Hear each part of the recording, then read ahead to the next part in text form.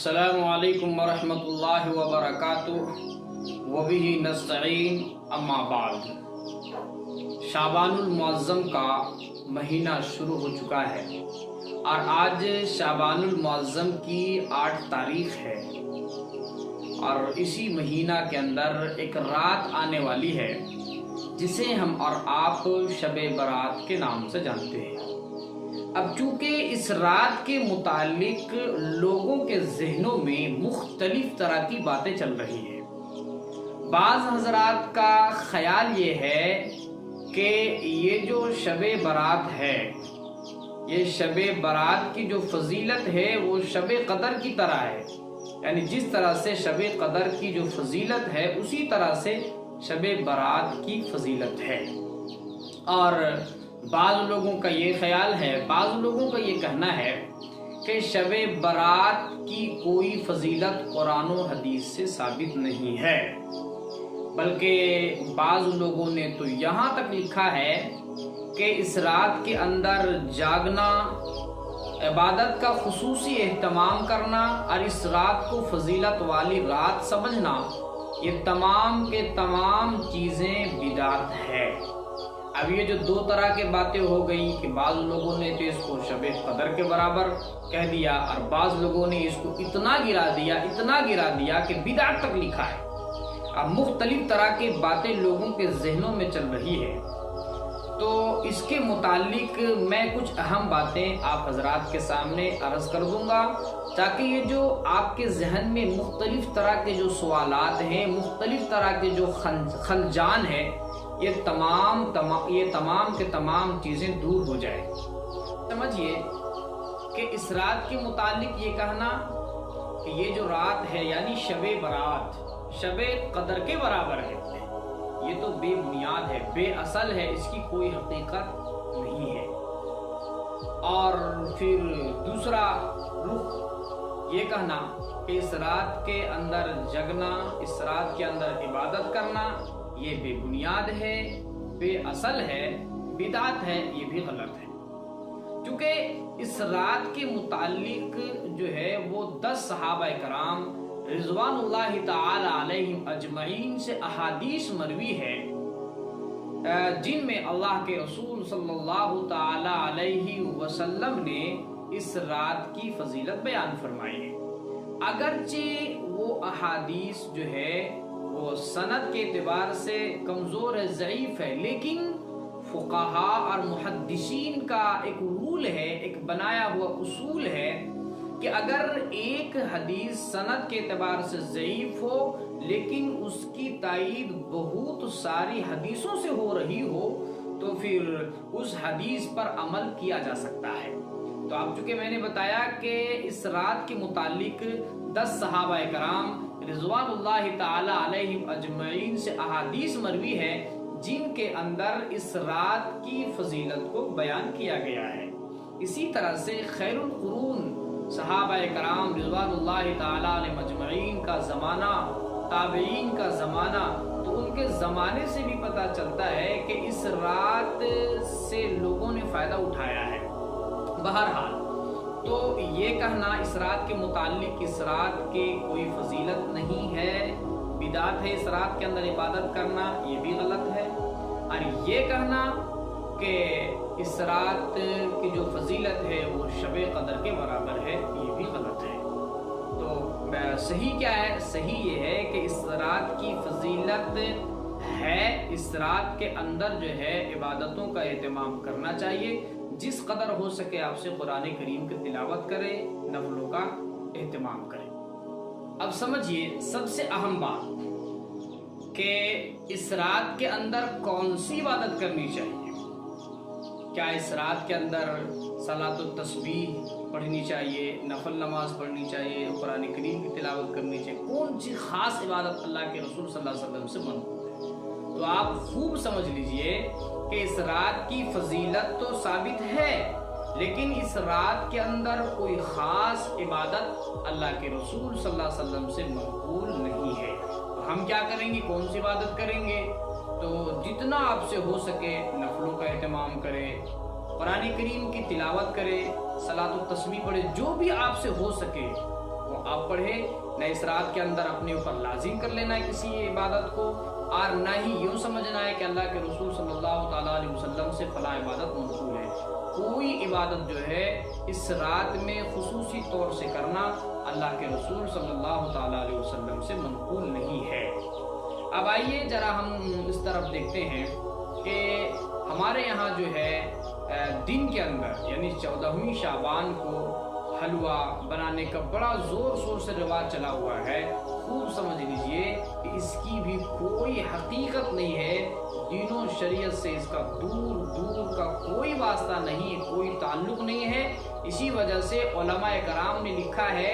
کہ حلوہ مالیدہ پکانا اور اس کا پھر جو ہے نیاز فاتحہ کرنا، یہ تمام کی تمام چیزیں بدعات و خرافات میں سے ہیں۔ ایک بات ہے کہ اس رات میں لوگ کثرت کے ساتھ قبرستان جاتے ہیں، اس کا قرآن و حدیث سے تعلق ہے کہ نہیں؟ کیا اللہ کے رسول صلی اللہ تعالیٰ علیہ وسلم قبرستان جایا کرتے تھے؟ تو آپ سمجھیے کہ جہاں تک قبرستان جانے کا معاملہ ہے تو ایک مسلمان کو روزانہ قبرستان جانا چاہیے، کیونکہ قبرستان جانے سے اللہ کے رسول صلی اللہ تعالیٰ علیہ وسلم کے حدیث پاک کے اندر ہے، جس کا مفہوم ہے کہ قبرستان جانے سے انسان کو موت یاد آتی ہے، اس لیے قبرستان تو روزانہ جانا چاہیے۔ اب ہے کہ اس رات کے اندر خصوصی طور سے قبرستان جانا، اس کا جو ہے قرآن و حدیث سے تعلق ہے کہ نہیں؟ تو خوب سمجھ لیجئے کہ پوری زندگی میں اللہ کے رسول صلی اللہ تعالیٰ علیہ وسلم کی جو پوری زندگی ہے، پوری زندگی میں صرف ایک مرتبہ اللہ کے رسول صلی اللہ تعالیٰ علیہ وسلم قبرستان تشریف لے گئے تھے۔ اب جو ہے ہمارے یہاں کیا رواج ہے کہ لوگ کثرت کے ساتھ قبرستان جاتے ہیں اور پھر وہاں جا کر کے چراغاں کرتے ہیں اور پھر جا کر کے میلے ٹھیلے کرتے ہیں۔ یہ تمام کے تمام چیزیں بدعت ہیں۔ اصل کیا ہے کہ دین کس کا نام ہے؟ دین اتباع کرنے کا نام ہے، دین پیروی کرنے کا نام ہے۔ تو جو چیز جس درجے میں اللہ کے رسول صلی اللہ تعالیٰ علیہ وسلم سے ثابت ہو اس کو اسی درجے میں رکھنا چاہیے، اسے آگے نہیں بڑھانا چاہیے۔ جو چیز جس درجے میں ثابت ہو، اگر آپ اس چیز کو اس سے آگے بڑھاتے ہیں تو ایک طرح کا یہ بھی جو ہے گویا کہ بدعت ہے۔ تو اللہ کے رسول صلی اللہ تعالیٰ علیہ وسلم سے پوری زندگی میں ایک مرتبہ صرف قبرستان جانا ثابت ہے۔ تو آپ یوں کریں کہ کبھی چلے جائیں کبھی نہ بھی جائیں۔ اور دوسری بات یہ ہے کہ کوئی انسان ایسا ہے جو قبرستان نہیں جاتا تو آپ جو ہے اس پر تنقیر نہ کریں، اور اسی طرح سے قبرستان جانے کو ضروری اور لازم نہ سمجھے۔ ہاں موڈ کیا تو چلے جائیں، اور پھر اگر من نہیں کیا تو نہ جائیں۔ تو اس درجے میں اگر رکھا جائے تو پھر کوئی دقت نہیں ہے، لیکن ضروری سمجھ کر کے اور شریعت کا لازمی حصہ سمجھ کر کے اگر کوئی قبرستان جاتا ہے تو سمجھ لیجئے کہ یہ بدعت ہے۔ ساتھ یہ بھی سمجھتے جائیے کہ 15ویں شعبان کا روزہ رکھنا یہ کیسا ہے؟ تو سب سے پہلی بات یہ ہے کہ شعبان المعظم کا جو مہینہ ہے یہ مہینہ حرمت والے مہینوں میں سے ہے۔ اللہ کے رسول صلی اللہ تعالیٰ علیہ وسلم نے اس مہینہ کی بے شمار فضیلتیں بیان فرمائی، بلکہ ایک روایت میں ہے اللہ کے رسول صلی اللہ تعالیٰ علیہ وسلم نے ارشاد فرمایا کہ شعبان میرا مہینہ ہے اور رمضان اللہ کا مہینہ ہے۔ اور اسی طرح سے یہ جو مہینہ ہے حرمت والوں مہینوں میں سے ہے۔ یہی وجہ ہے کہ اس مہینہ کے اندر جو ہے کثرت کے ساتھ روزہ رکھنا چاہیے۔ 1 شعبان سے لے کر کے 26 شعبان تک جو ہے روزہ آپ رکھ سکتے ہیں، اس کی فضیلت ثابت ہے۔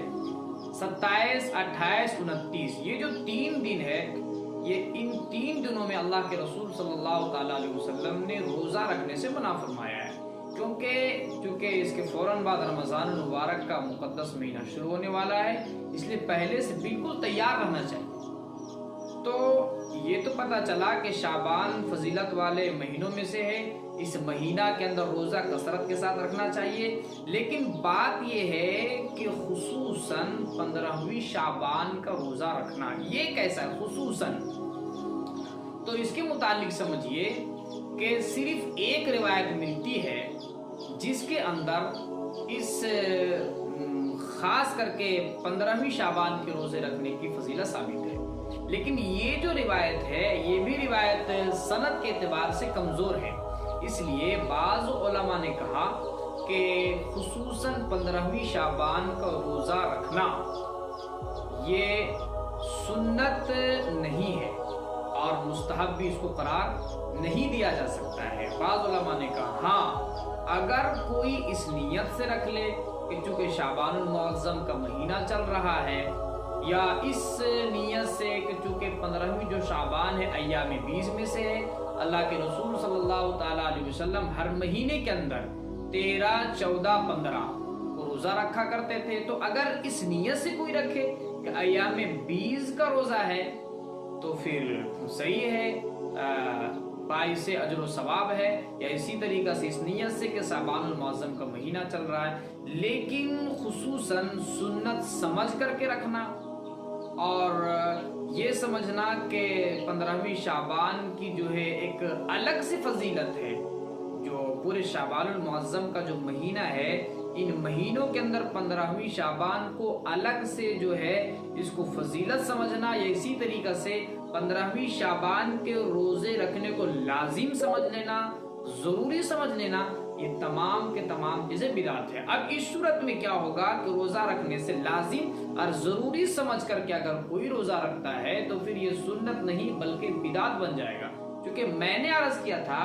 کہ شریعت سے جو چیز جس درجے میں ثابت ہو اس کو اسی درجے میں رکھنا چاہیے۔ اب چونکہ پورے ذخیرے احادیث سے پتہ چلتا ہے کہ شعبان المعظم کا جو مہینہ ہے فضیلت والے مہینے میں سے ہے، اس مہینہ کے اندر کثرت کے ساتھ روزہ رکھو، اس کا تو جو ہے بے شمار احادیث سے جو ہے ثابت ہے، یا اسی طریقے سے جو ہے ایام 20 کے روزے اللہ کے رسول صلی اللہ تعالیٰ علیہ وسلم رکھا کرتے تھے، ہر مہینے کے اندر 3 دن 13، 14، 15، تو اگر کوئی ایام 20 سمجھ کر کے روزہ رکھ لے تو پھر باعث اجر و ثواب ہے، اور جو ہے اس 15ویں شعبان کے روزے کو لازم اور ضروری نہ سمجھے۔ امید ہے آپ حضرات کو اچھی طرح سے سمجھ میں آ گئی ہوگی۔